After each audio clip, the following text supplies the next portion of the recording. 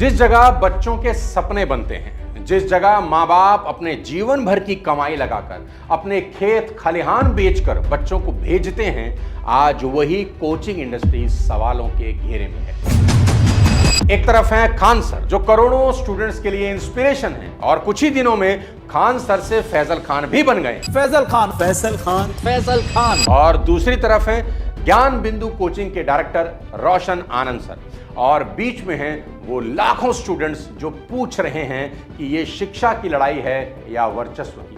आज हम किसी को गिल्टी साबित करने नहीं आए हैं। आज हम फैक्ट्स, एलिगेशंस और अनआंसर्ड क्वेश्चंस के बेसिस पर समझेंगे कि खान सर वर्सेस रोशन आनंद सर की कंट्रोवर्सी आखिर है क्या। नमस्कार दोस्तों, मैं सोनू शर्मा। आज की वीडियो बहुत सेंसिटिव है, इसलिए शुरुआत में एक बात साफ कर देता हूं। इस वीडियो में जो भी बातें कही जाएंगी वो मीडिया रिपोर्ट्स, पब्लिक स्टेटमेंट्स और ऑनगोइंग इन्वेस्टिगेशंस के आधार पर हैं।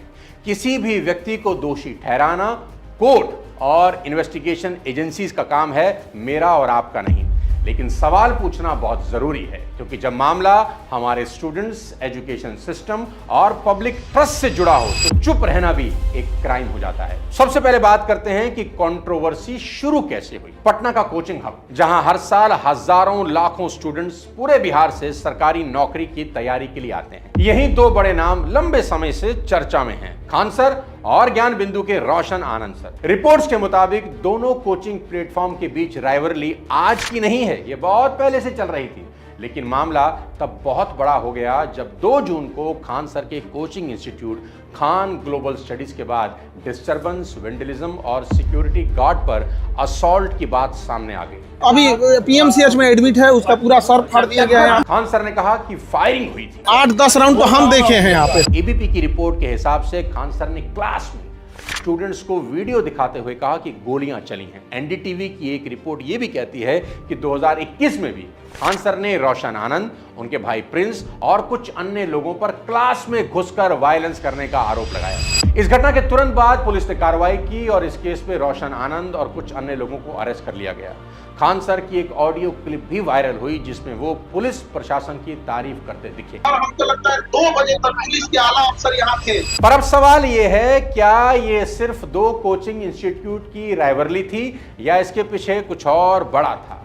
रोशन आनंद की गिरफ्तारी के बाद मामला सिर्फ पुलिस स्टेशन तक सीमित नहीं रहा। स्टूडेंट सड़क पर उतर आए, स्लोगन लगे, प्रोटेस्ट हुए। रोशन आनंद की तरफ से लोग कह रहे थे कि ये एक्शन वन साइडेड है। तस्वीरें देखिए और इन सभी स्टूडेंट्स के हाथ में पोस्टर्स हैं। ये सब लोग रोशन सर की रिहाई की मांग कर रहे हैं। खान सर की तरफ से लोग कह रहे थे कि कोचिंग सेंटर पर अटैक हुआ है, सिक्योरिटी गार्ड इंजर्ड हुआ है, इसलिए एक्शन जरूरी था। अभी हॉस्पिटल में है, हॉस्पिटल में है, बुरी तरीके से घायल है, बहुत बुरी तरह का, जिसको कहता ब्रेन यहाँ पे फट गया है। और यहीं से ये विवाद ऑफलाइन से ऑनलाइन वॉर बन गया। Clips, statement, allegations, emotional post, सब कुछ सोशल मीडिया पर वायरल होने लगा। और आज के दौर में कंट्रोवर्सी कोर्ट में जितनी चलती है ना, उससे ज्यादा कमेंट सेक्शन में चलती है। और यही इस पूरे मामले का सबसे डेंजरस पार्ट है। पब्लिक ओपिनियन फैक्ट से पहले बन जाता है। सोशल मीडिया पर आज सभी जज साहब हैं। किसी ने रोशन आनंद को गुनहगार बता दिया तो कई लोगों ने रातों रात खान सर को फैजल खान बनाकर अपनी जजमेंट दे ही दी है। फैजल खान। पर इस कंट्रोवर्सी में सबसे इमोशनल और सीरियस मोड़ तब आया जब रोशन आनंद के भाई प्रिंस यादव की डेथ की खबर सामने आ गई। रोशन आनंद के भाई प्रिंस यादव की नेपाल में संदिग्ध परिस्थितियों में मौत हो गई है। यहां मामला बेहद सेंसिटिव हो गया।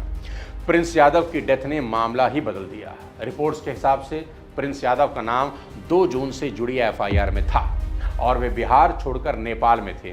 बाद में वे विराटनगर, नेपाल के एक होटल में डेड पाए गए। उनकी डेथ को लेकर फैमिली ने सस्पिशियस जताया और इम्पार्शियल प्रॉप की मांग भी उठा दी।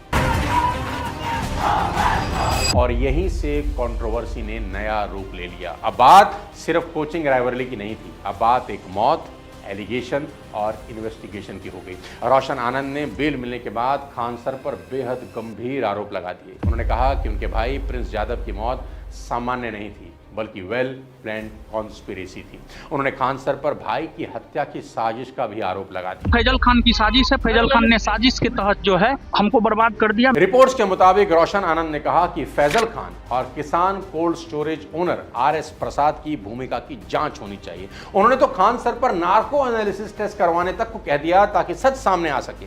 एकदम नार्को टेस्ट होना चाहिए फैजल खान का। रोशन आनंद का कहना था कि उन्हें घटना के कुछ घंटों में अरेस्ट कर लिया गया, लेकिन खान सर के खिलाफ कोई कार्रवाई नहीं हुई। उन्होंने आरोप लगा दिया कि पुलिस खान सर के प्रभाव में काम कर रही है और खान सर को पॉलिटिकल प्रोटेक्शन मिल रहा है। फैजल खान को अरेस्ट नहीं किया गया है, कुछ नेताओं का संरक्षण फैजल खान को प्राप्त है। दूसरी तरफ खान सर ने इन एलिगेशंस को सिरे से डिनाई किया और प्रिंस की डेथ पर ग्रीव भी एक्सप्रेस किया। दिल दहल गया। किसी परिवार के लिए इससे कठिन दौर क्या आ सकता है? देखो दोस्तों, हमको समझना होगा कि आरोप लगाना और आरोप साबित होना दोनों अलग अलग चीजें हैं। ट्रुथ इन्वेस्टिगेशन से निकलेगा, किसी यूट्यूब डिबेट से नहीं। और मेरा मानना है कि कोई भी इंसान हो, कानून से बड़ा हो ही नहीं सकता। मुझे याद आता है संजय दत्त का केस, जब मुंबई ब्लास्ट में उनका नाम आया था। उनके पिता स्वर्गीय श्री सुनील दत्त कांग्रेस के कद्दावर नेता थे और उस वक्त कांग्रेस की ही सरकार थी। बावजूद इसके वो अपने बेटे को जेल जाने से बचा नहीं सके और संजय दत्त ने अपनी पूरी सजा काटी। इसलिए मेरी सभी स्टूडेंट से विनती है कि सोशल मीडिया पर किसी को गुनहगार ना बनाएं और कानून पर भरोसा रखें, अपनी पढ़ाई पर ध्यान दें। अब इस मामले में नेशनल ह्यूमन राइट कमीशन यानी NHRC की भी एंट्री हो गई। रिपोर्ट्स के हिसाब से NHRC ने पटना SSP को नोटिस जारी कर 2 हफ्ते में जवाब मांगा है।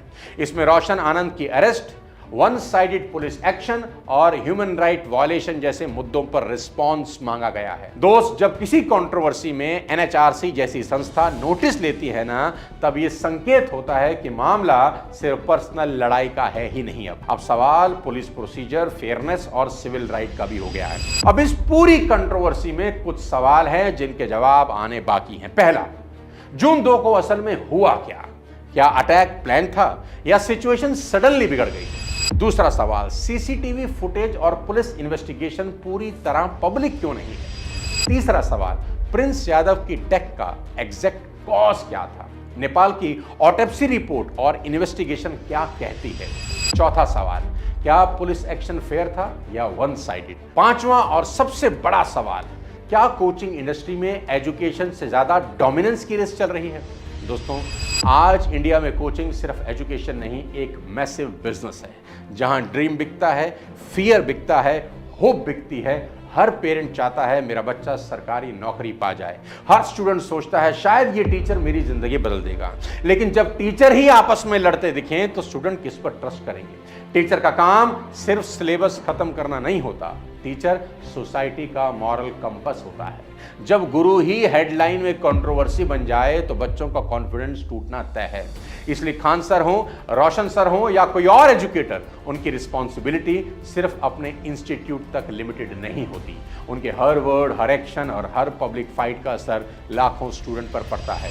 सोचिए, बिहार के छोटे गांव से एक स्टूडेंट पटना आता है। घर वाले जमीन बेचकर, गहने गिरवी रखकर, पैसे जोड़कर उसे कोचिंग भेजते हैं। वो बच्चा सपना लेकर आता है अफसर बनने का, घर के हालात बदलने का। लेकिन जब वो देखता है कि कोचिंग इंडस्ट्री में कंपटीशन एजुकेशन का नहीं, ईगो का हो गया है, उसका भरोसा टूट जाता है। एक स्टूडेंट को टीचर से डायरेक्शन चाहिए, ड्रामा नहीं। उसे नोट्स चाहिए, नॉइस नहीं। उसे गाइडेंस चाहिए, गैंगवार तो बिल्कुल नहीं। अंत में बस इतना, खान सर वर्सेस रोशन सर कंट्रोवर्सी में सच्चाई क्या है, इसका फैसला इन्वेस्टिगेशन और कोर्ट करेंगे। लेकिन इस कंट्रोवर्सी ने एक बड़ा सवाल जरूर खड़ा कर दिया है, क्या इंडिया की कोचिंग इंडस्ट्री में अकाउंटेबिलिटी की ज़रूरत है? क्योंकि ये सिर्फ 2 टीचर की लड़ाई नहीं है, ये स्टूडेंट के ट्रस्ट की लड़ाई है, ये एजुकेशन की डिग्निटी की भी लड़ाई है। और ये सवाल है कि गुरु का असली धर्म क्या है? बच्चों को रास्ता दिखाना या खुद कंट्रोवर्सी का रास्ता बन जाना? आखिरी में जाते जाते सभी बच्चों से हाथ जोड़कर विनती है कि आप अपनी पढ़ाई पर ध्यान दें और सोशल मीडिया पर गॉसिप करने से बचें। आपका घर ना तो रोशन सर को चलाना है ना खान सर को, आपका घर आखिरी में आपको ही चलाना है। अगले किसी और वीडियो के साथ जल्द मिलता हूं। अपनी पढ़ाई का ध्यान रखें। जय हिंद।